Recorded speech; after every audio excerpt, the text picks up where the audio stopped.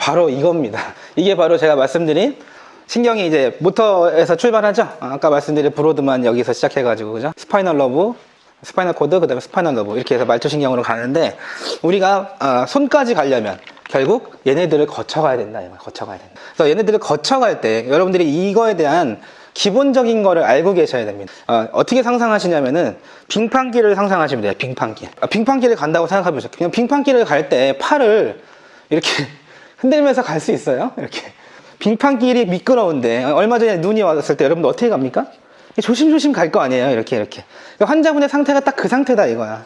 환자분들 지금 거의 헤미플레이자가 있는 분들이 많잖아요. 근데 여러분들 그 헤미플레이자가 이제 왼쪽을 다치면 왼쪽을 다치면 오른쪽이 보통 뭐 마비가 온다라고 이제 얘기를 하는데, 몇 %가 동측으로 떨어집니까? 한 10에서 30% 정도의 신경은 입술라테럴 동쪽으로 떨어지는 신경이 있어요. 그러니까 여러분들이 헤미플레이가 뇌 손상이 왔다 그러면 메인으로 70~80%가 뭐 좌측 손상이면 우측 뭐 이렇게 뭐 신체에 나타난다 이렇게 얘기하는데, 데커세이션 되지 않는 그 뇌신경은 상당히 많습니다. 그래서 이제 그 우리가 이제 보기에는 정상적이지만 아주 작은 부분에 손상이 있을 가능성이 크다라고 얘기하는 거예요. 한마디로 헤미플레이자 환자분들이더라도 한쪽만 불편한 게 아니라 이쪽도. 그러면 우리가 빙판길을 가는 그 느낌하고 좀 비슷할지 잘 모르겠으나, 제가 걸려보질 않아가서 잘 모르겠는데, 어쨌든 그 정도의 느낌이라고 여러분들이 생각하셔도 좋다 이거. 사실 이제 어떤 환자분이 저한테 빙판길을 가는 것 같아 이렇게 얘기해 준 적이 있어가지고 제가 이걸 자꾸 예로 드는 건데, 환자분들은 이게 한쪽 다리는 그래도 온전하지만 이게 불편하니까 이게 풀리겠냐고 이게. 우리가 이제 열심히 치료해가지고 이렇게 앉은 자세에서 막 30분 동안 열심히 치료했더니 팔톤이 좀 떨어졌어.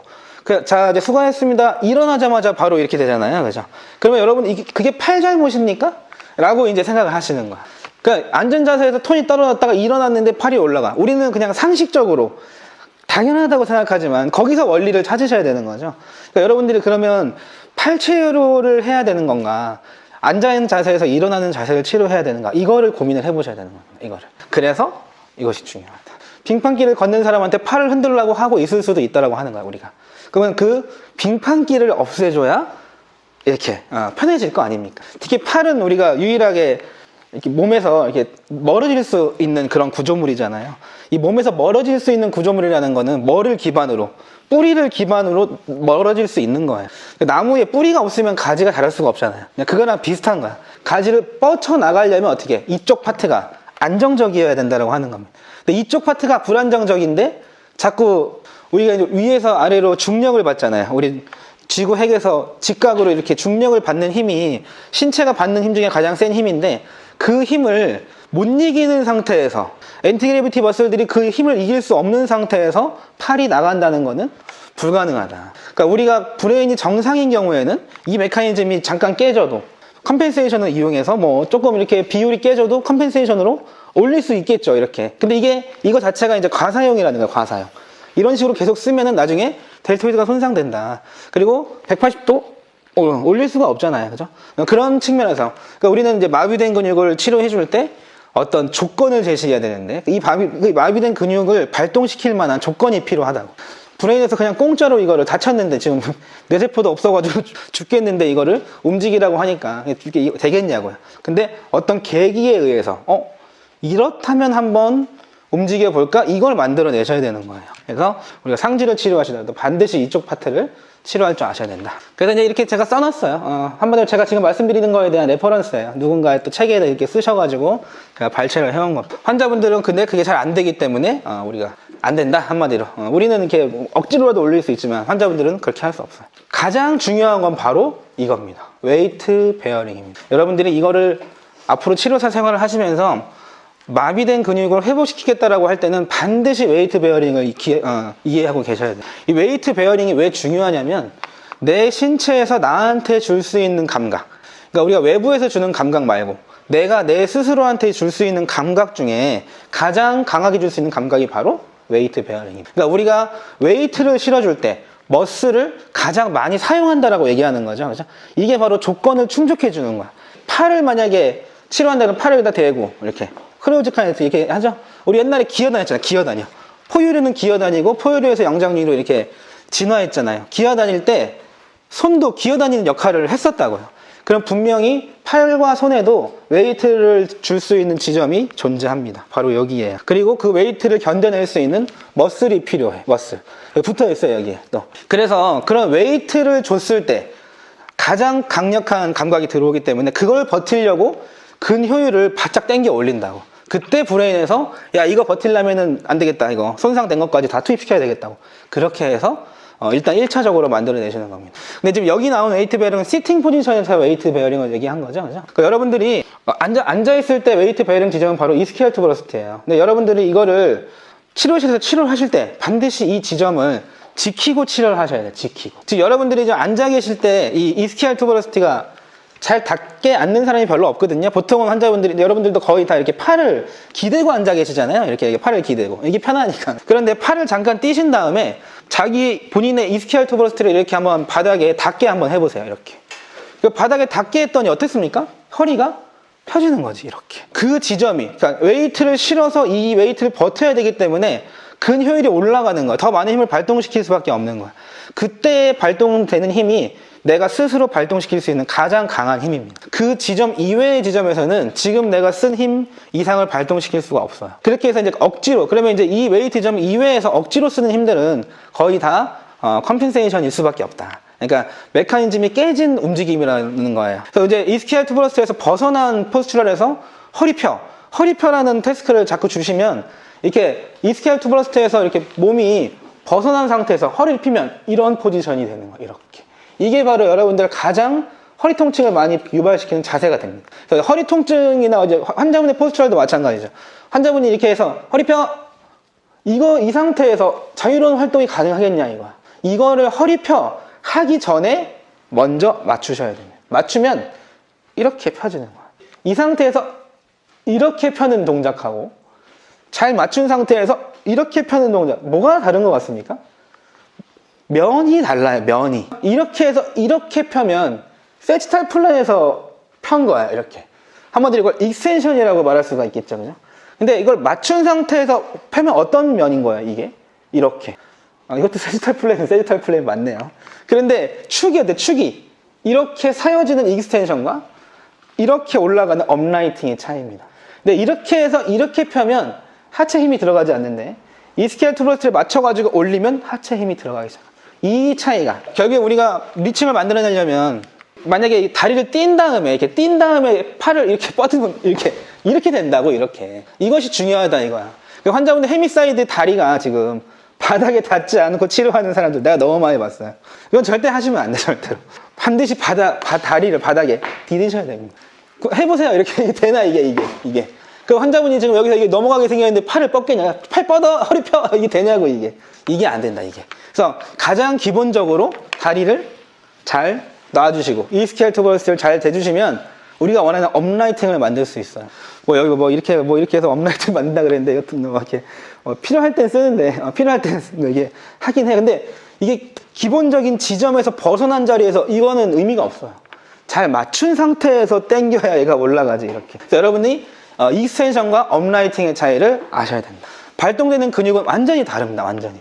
익스텐션은 뭐야? 라티스머스 돌지와 이렉터 스파인 머슬이 강력하게 수축하는 거고, 업라이팅은 뭡니까? 그 안쪽에 있는 멀티피더스, 세미스파이널리스, 로테이터스 머슬, 이렉터스 코스터름 머슬, 이런 머슬, 작은 머슬들이 업라이팅을 만들어주는 거예요. 여기서 이렇게 너무 센, 우리는 그 이렉터 스파인 머슬을 코어 머슬이라고 알고 있는 사람들이 많던데, 절대 아니에요. 절대. 이렉터 스파인 머슬보다 안에 있는 머슬은 수백 가지 정도 됩니다. 수천 가지 정도 오바고. 수백 가지의 머슬이 이렉터 스파인 머슬 안에 들어가 있다. 안에 들어가. 그럼 아까 제가 말씀드린 대로 브레인에서 손까지 가는데 거쳐가는 단계 중에서 이렉터 스파인 머슬은 비교적 겉에 있는 거에 속합니다. 겉에 있는. 그 안쪽에 있는 수많은 머슬들의 업라이트가 먼저 만들어줄 줄 아셔야 돼요. 그거의 가장 기본이 바로 이거 하고 발 딛는 거. 이거는 반드시 지켜주셔야 돼요. 여기 또 발 나왔죠, 발. 그럼 발을 어디다 디뎌야 되냐? 이 삼각형 지점에 디디셔야 됩니다. 이렇게. 이 세 지점이 여기가 몇 프로? 여기가 한 34% 돼요. 여기가 한 3분의 1 돼. 그리고 이 두 개를 합쳐서 한 3분의 1 돼요. 나머지가 3분의 1이야. 그러니까 얘 세 개를 맞춰주면 어떻게? 3분의 2의 웨이트를 실어준다라고 보는 거죠. 그죠? 일단 그 정도면은 내가 기본적으로 환자분이 갖고 있는 근력에서 앉은 자세에서 실어줄 수 있는 힘 정도 된다. 근데 환자분들이 이 세 지점 중에 어느 지점을 가장 많이 사용합니까? 여기에 편중된 웨이트 베어링을 쓰고 있다. 그럼 이게 이렇게 된 상태, 이게 인벌전된 상태에서 팔을 뻗으면 이게 안 된다, 이게. 그래서 이 발 모양을 어떻게 치료한다라기보다는 그냥 발 모양을 잘 놔주시는 거야, 일단은. 잘 모르겠으니까. 우리가 이제 아직 발 배우지 않았으니까. 근데 혹시나 발을 배워야 되겠다는 생각이 들었다면 정말 제가 이제 뿌듯한 그런 마음을 가지게 되고, 그러니까 내가 이걸 알았다면 발을 배워야 되겠다는 생각이 들면 더 좋겠죠, 사실은. 그래서 이걸 잘 해서 바닥에 잘 놓기만 해도 돼요. 가장 많이 실수하시는 거는 제일 하지 않았으면 좋겠는 거는 휠체어에 타고 들어와 가지고 테이블에 이렇게 한 다음에 발판 위에다가 발 놓고 치료하는 거. 환자분들 보통 발판 제거 안 하고 이렇게 발판 위에다 발을 이렇게 올려놓을 거 아니에요, 이렇게. 그럼 이 상태에서 그냥 치료 들어가는 거, 상지. 그건 절대 하시면 안 돼요, 그거는 내 힘만, 그러니까 노동이야, 노동, 그거는. 노가다야, 그냥. 그냥 힘만 쓰고 효과는 있을 수가 없어요, 그거는.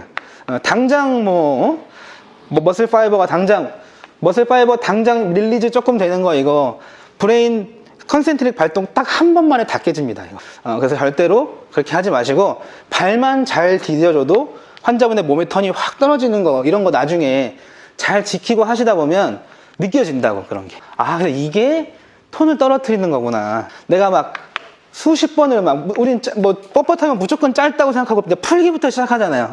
이런 거를 잘 할 줄 아셔요, 이런 거. 제가 지금 이런 큰 몸집을 가지고 지금까지 아픈 데 없이 치료할 수 있는 가장 큰 이유가 바로 이런 걸 잘 지켰기 때문이에요. 내 힘을 많이 쓴다기보다는 환자분의 힘과 중력과 바닥의 힘, 이런 것들을 잘 활용하면 치료 효과도 좋고 나도 힘을 덜 쓰고, 그렇게 치료를 해주시는 게 좋겠다. 그래서 웨이트 베어링, 이거는 시팅 웨이트 베어링이 이제 이스키알 투버러스티에 닿는다라는 레퍼런스예요. 그냥 이렇게 읽어보시면 됩니다. 네, 그리고 이 손이 디딘 이 부분은 이제 COM이라고 얘기하죠. 앉은 자세에서 COM입니다. 일어선 자세에는 COM이 좀 달라져요. 여러분이 COM을 측정하는 방법은 간단해요. 머리 끝에서 발끝까지 길이와 양 옆의 길이에 만나는 지점, 거기가 바로 COM입니다. 그러니까 앉은 자세에서는 한 2쯤 되고, 일어선 자세에서는 한 이 정도 돼요. 배꼽쯤 돼요. 근데 여성은 골반이 조금 구조적으로, 여러분들이 프랙티스를 많이 해보셔야 되는 이유는 여성 환자분들 중에서도, 남성은 거의 골반의 넓이가 큰 차이가 없는데 여성인 경우에는 넓은 골반과 그렇지 않은 골반의 크기 차이가, 그 느낌 차이가 상당히 많이 납니다. 그거에 따라 좀 다르긴 한데, 골반이 큰 구조를 갖고 계신 여성들은 좀 더 무게중심이 아래쪽에 있을 수밖에, 옆이 크니까 아래쪽에 있을 수밖에 없겠죠. 남성들은 보통 배꼽에서 살짝 위쪽이다, 이렇게 얘기합니다. 이 COM 부위에 이동이 있어야지, 이렇게. 이 COM 부위가 중요한 이유는 이 파트가 내가 가장 빨리 이제 그 중심을 잡는, 한마디로 발동을 시키는 그 부위예요. 제가 아까 이제 가는 과정이 있다 그랬는데, 그럼 어디서부터 어디까지 가냐? COM부터 디지털 파트까지 가는 겁니다. 여기서부터 시작해가지고 운동 동원이 이렇게 돼서 이렇게 된다. 최소한 이 정도는 치료하고 넘어가야 된다, 이거. 그래서 중요하다. 이 그림을 잘 기억해 두시면 되겠습니다. 이거랑 관련해서 제가 찍은 영상이 하나 있었는데, 치료할 때 제가 이거 한번 보도록 합시다. 잘 보세요. 제가 지금 이 팔의 톤을 떨어뜨리려고 하는 거예요. 근데 어디를 치료하는지 잘 보세요.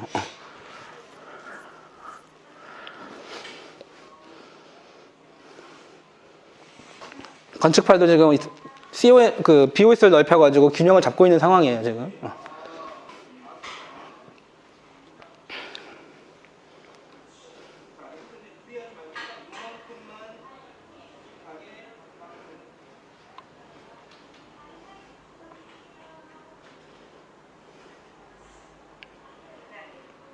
제가 팀장하던 시절이에요.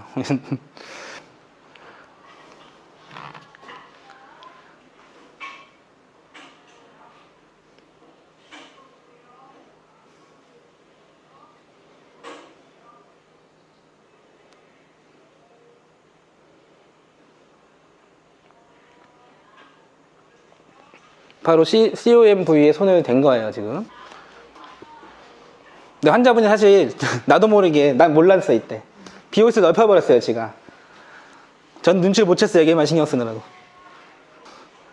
근데 여기를 만지지 않았는데 어떠한 지점에 안정감이 생기는, 잠깐 깨지니까 또 톤이 올라오고, 우리가 이게 많이 경험하는 거잖아요, 이게 바로.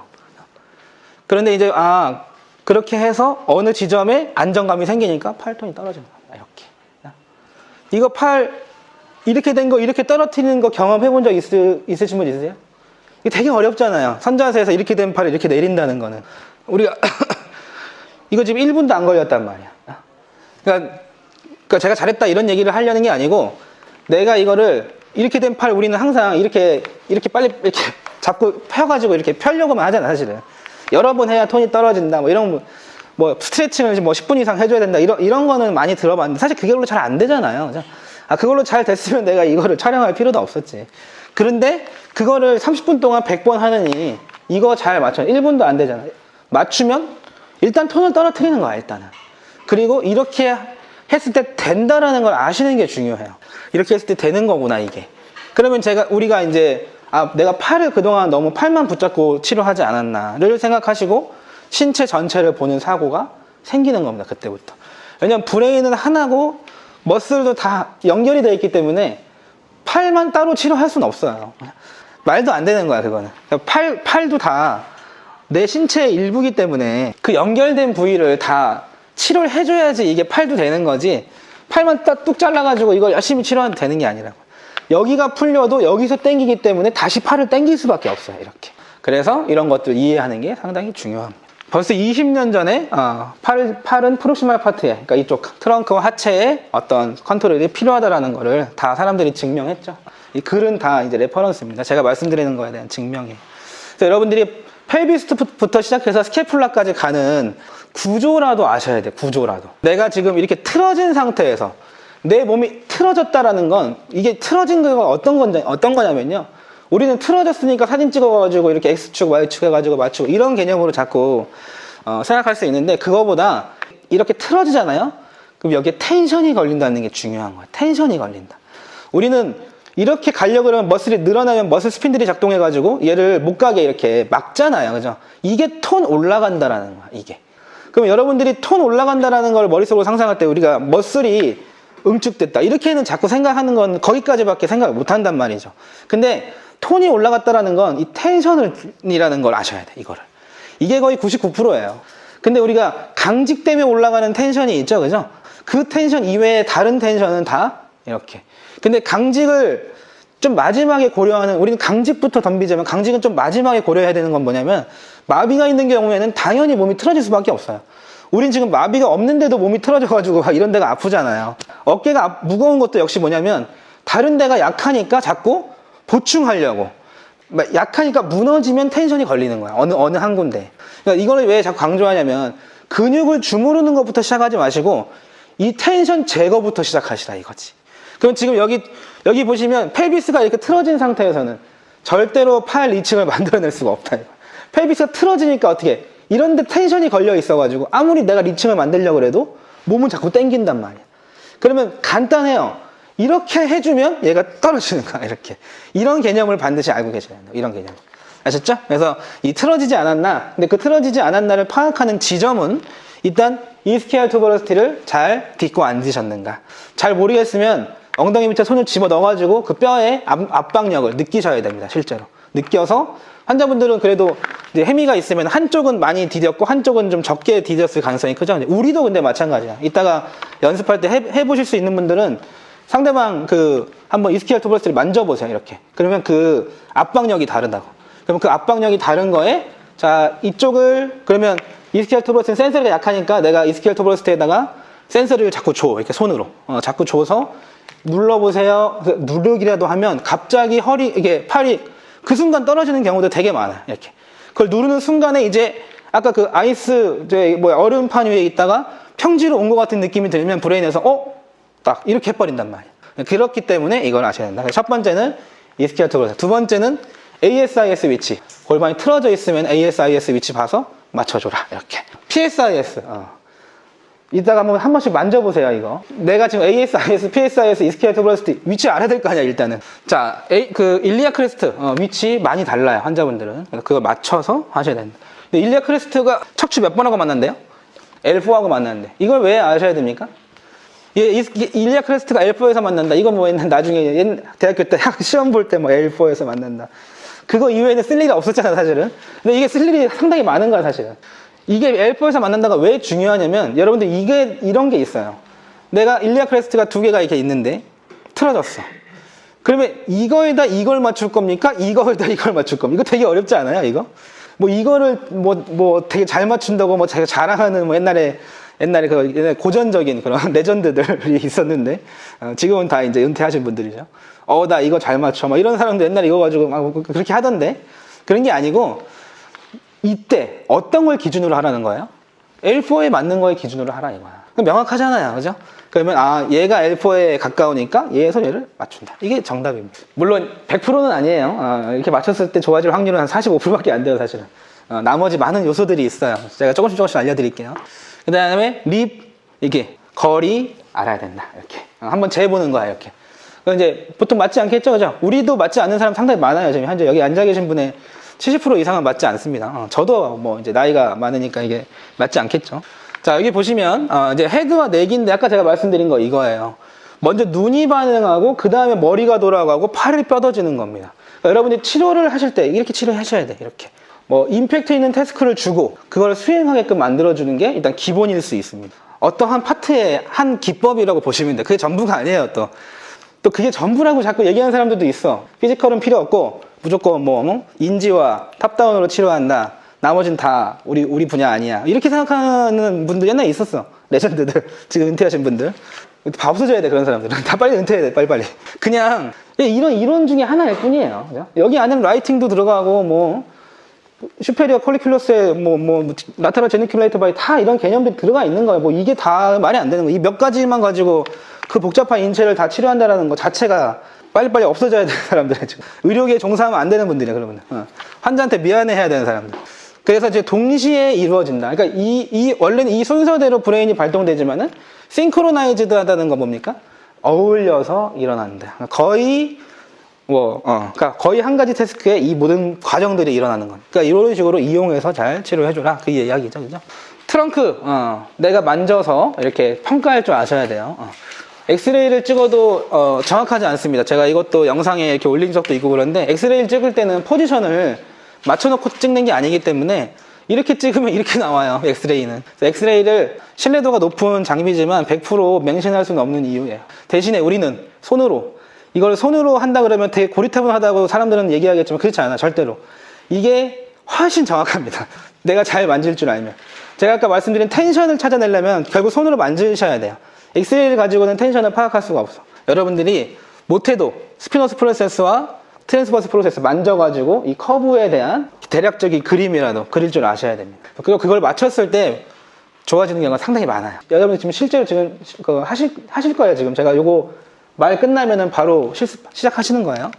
요거부터 시작해가지고 만지기부터 시작해가지고 이것도 다 찾을 줄 아셔야 되고 이것도 다 만질 줄 아셔야 되고 잘 몰라요, 사실. 스캐플라는 상당히 중요합니다. 스캐플라를 치료하지 않고 팔을 치료한다는 건 말도 안 되는 거야. 그거는 안 돼, 치료가.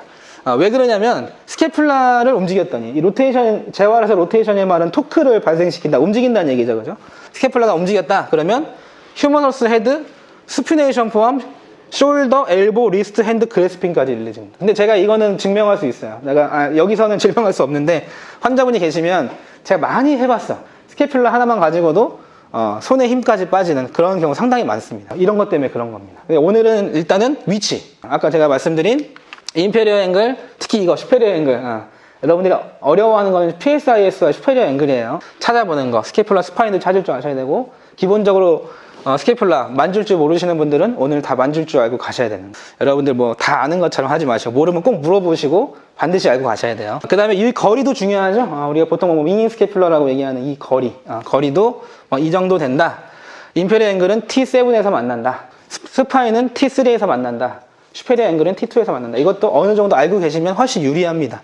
그 다음에 제가 드리는 꿀팁은 바로 이거예요. 인페리어 앵글이 어디와? 이스키얼 투버러스티와 만난다. 이거 상당히 중요합니다. 이거는 사실 책에 잘 안 나온 건데 제가 낸 통계예요. 이게 깨지면 트렌델렌버그 사인이 일어나는 거예요. 여러분들이 기본적으로 이걸 맞춰주면 업라이트 포지션을 만들어낼 수가 있어요. 요거까지 해서 해주시면 되겠습니다. 자, 실습해 봅시다.